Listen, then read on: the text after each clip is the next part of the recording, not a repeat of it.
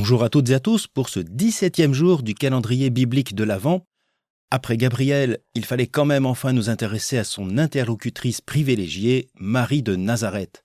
C'est à cette jeune fille que ce Gabriel adressa ces paroles. « Sois sans crainte, Marie, car tu as trouvé grâce auprès de Dieu. Voici que tu vas être enceinte, tu enfanteras un fils et tu lui donneras le nom de Jésus. Il sera grand et sera appelé fils du Très-Haut. Le Seigneur Dieu lui donnera le trône de David son père. Il régnera pour toujours sur la maison de Jacob, et son règne n'aura pas de fin. » Voilà ce qu'elle a entendu, ce à quoi elle a consenti. Mais qu'en a-t-elle compris ? La parole divine est des plus triomphales. L'enfant est promis au plus grand des destins, héroïque, royal, divin, avec cette désignation de fils du Très-Haut et de digne héritier du roi David. Est-ce donc le futur roi d'Israël et des 12 tribus de Jacob ? Que pouvait comprendre cette petite Marie innocente ? Enfin, innocente peut-être, mais pas naïve. On se souvient que face à ce projet, elle en demande un peu plus.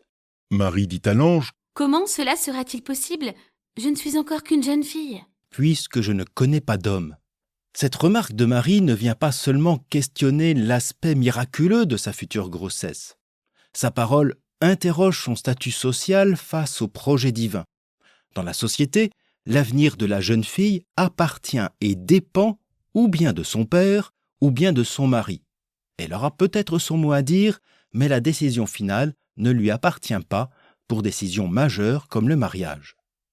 Ainsi, Marie renvoie l'ange à cette situation et au mieux placé socialement pour décider, l'homme, le futur mari en l'occurrence. Que faire dans cette situation ? Comment répondre favorablement ?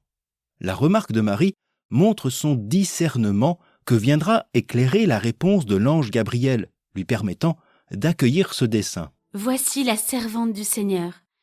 Qu'il me soit fait selon ta parole. » Il y a une chose intéressante chez Luc dans ce discernement de Marie, c'est qu'il nous propose l'interprétation de celle-ci après les paroles de l'ange Gabriel annonçant un fils du Très-Haut, un héritier du roi David, saint et fils de Dieu. Ainsi, Marie part à la rencontre de sa parente Élisabeth. Cette visitation met en vis-à-vis 2 femmes différentes, Élisabeth âgée et stérile, mais enceinte par la grâce de Dieu, et la jeune fille vierge Marie qui porte en son sein le Sauveur. Elles sont toutes 2 bénéficiaires de la grâce de Dieu. Des pères de l'Église y verront la rencontre de l'Ancien et du Nouveau Testament. Mais c'est aussi, avec l'irruption de l'Esprit Saint, le dialogue de 2 prophétesses qui rendent compte du projet de Dieu en accomplissement. Dans ce dialogue, Marie proclame ce que l'on désigne par le Magnificat. Et dans celui-ci, elle se fait l'interprète de ce projet divin sans reprendre les termes exacts de Gabriel, mais en leur donnant tout leur sens.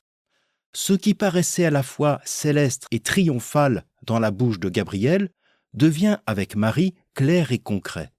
Dans ce projet de Dieu, il ne s'agit pas de son avenir à elle, mais de l'avenir de son peuple, ou plus précisément des humbles, des humiliés en Israël.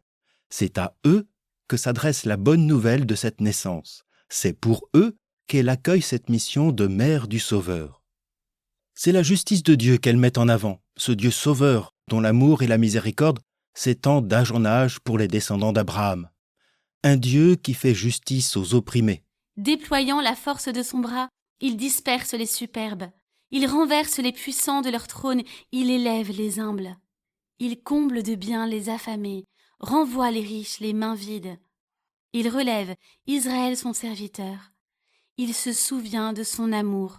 Un vocabulaire qui reprend toute l'essence de l'histoire du salut. Petite Marie, je veux bien, mais Luc nous la présente avec cette force d'une foi éclairée, une grande dame qui a tout saisi du projet de Dieu. On est loin de l'image de la jeune fille docile et naïve.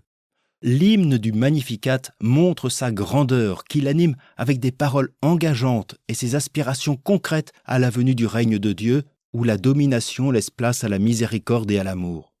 La parole de Marie a la puissance d'un prophète annonçant le jugement divin. Dans l'évangile de Luc, Marie exprime déjà cet évangile du Christ qui va se déployer jusqu'à la croix et la résurrection.